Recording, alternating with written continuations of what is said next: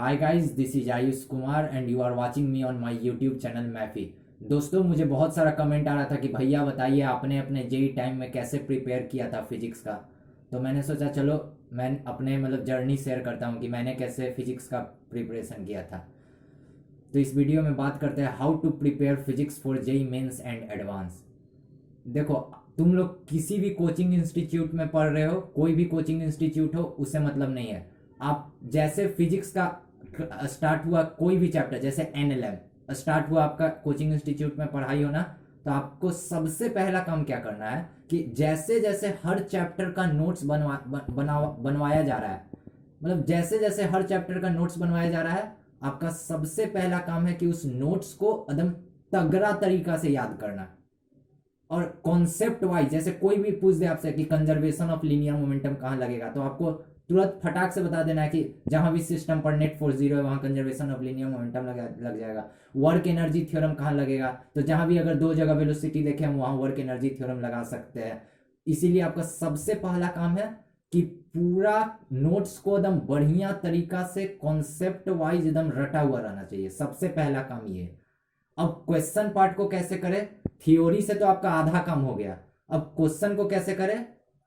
तो आपको सबसे पहले क्या करना है, जैसे चैप्टर पढ़ाई हुआ आपको उस चैप्टर का एनसीईआरटी बनाना है। उससे क्या फायदा होगा कि कोई भी बोर्ड का बोर्ड के लिए आप पहले से ही प्रिपेयर हो जाएगा। बाद में आपको बोर्ड के लिए टेंशन लेने का जरूरत नहीं है। तो सबसे पहला काम क्या है? एनसीईआरटी। दूसरा नंबर पे आपको एचसी वर्मा करना है। और एचसी वर्मा से ये होगा फायदा कि आपका एकदम बेसिक, उसमें जैसे जैसे आप पहला क्वेश्चन अटेम्प्ट करिएगा तो एकदम बेसिक क्वेश्चन होगा चैप्टर से रिलेटेड। फिर दूसरा क्वेश्चन उससे हल्का हाई लेवल का होगा, तीसरा क्वेश्चन उससे हल्का हाई लेवल का होगा। वैसे आपका लेवल बढ़ते जाएगा, उससे आपका पूरा कॉन्सेप्ट एकदम बढ़िया तरीका से क्लियर हो जाएगा। तो सबसे पहला काम एनसीईआरटी, उससे आपका बोर्ड का प्रिपरेशन हो जाएगा और आपको टेंशन नहीं रहेगा, लगेगा ना कि चलो बोर्ड के लिए तो कोई टेंशन नहीं है। उसके बाद एचसी वर्मा हो गया। उसके बाद आप किसी भी कोचिंग इंस्टीट्यूट में पढ़ रहे हैं तो उसका स्टडी मटेरियल आपको बनाना है। उसका स्टडी मटेरियल बनाना है। किसी भी कोचिंग इंस्टीट्यूट में पढ़ रहे हैं और स्टडी मटेरियल में आपका प्रीवियस ईयर क्वेश्चन भी डाला हुआ रहता है। तो अगर आपको स्टडी मटेरियल नहीं, कोई कोचिंग इंस्टीट्यूट में अगर आपको स्टडी मटेरियल नहीं मिला है, तब आपको प्रीवियस ईयर क्वेश्चन अटेम्प्ट करना है। तो आपका सबसे पहला काम एनसीईआरटी, उससे आपका बोर्ड लेवल भी हो जाएगा।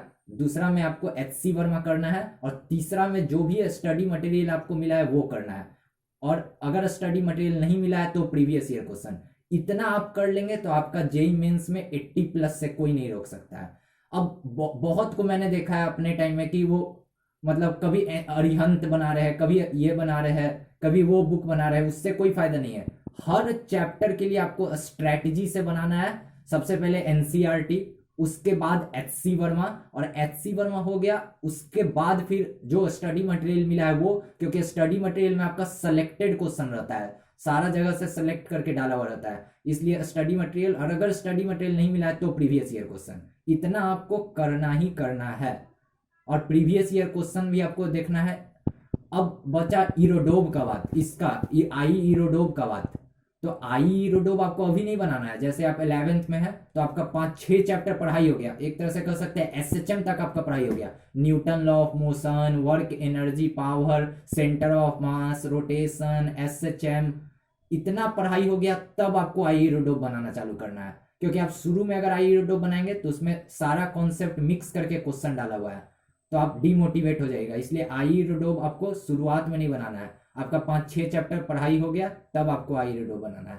और वो भी उसमें कुछ क्वेश्चन टफ है आई इरोडोब में, कुछ क्वेश्चन आपको नहीं बनाना है। तो उसका मैं अगले वीडियो में मैं बना दूंगा कि कौन कौन सा क्वेश्चन आपको आई इरोडोब का बनाना है।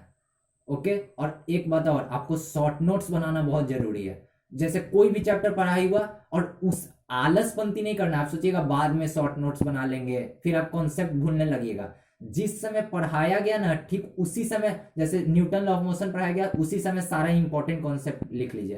कुछ भी पढ़ाया गया 12th में, करंट एंड इलेक्ट्रिसिटी पढ़ाया गया, इलेक्ट्रोस्टैट पढ़ाया गया, सारा कॉन्सेप्ट उसी समय 1 से 1.5 पेज में आपको पूरा कॉन्सेप्ट पूरा चैप्टर का लिख लेना है शॉर्ट नोट्स। और उस शॉर्ट नोट्स को आपको क्या करना है, हर 7वां दिन में उस पूरा शॉर्ट नोट्स को रिवाइज मारना है।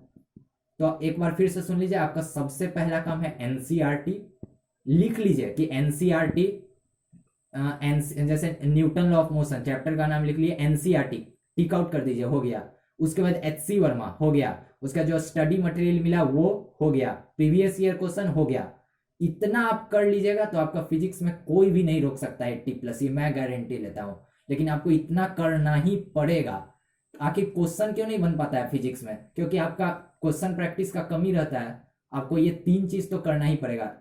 फिर से मैं बोल रहा हूं इसीलिए, एनसीईआरटी सबसे पहला, उसके बाद एचसी वर्मा, और एचसी वर्मा हो गया, उसके बाद फिर जो स्टडी मटेरियल मिला है वो, और प्रीवियस ईयर क्वेश्चन। अब एक और टिप्स मैं देना चाहूंगा आपको कि जैसे कोई कोई एक्सपेरिमेंट रहता है, जैसे आप साउंड वेव में देखिएगा तो रेजोनेंस ट्यूब एक्सपेरिमेंट है, फिर 12th में जाइएगा तो पोटेंशियोमीटर का एक्सपेरिमेंट है। तो एक्सपेरिमेंट कोचिंग इंस्टीट्यूट में अच्छा से उस पर थ्योरी उसका नहीं लिखवाया जाता है, इसलिए आपको क्या करना है, उसको एनसीईआरटी से एक बार जरूर रीड आउट करना है उस एक्सपेरिमेंट को, या किसी भी बुक से। अभी के लिए बस इतना ही।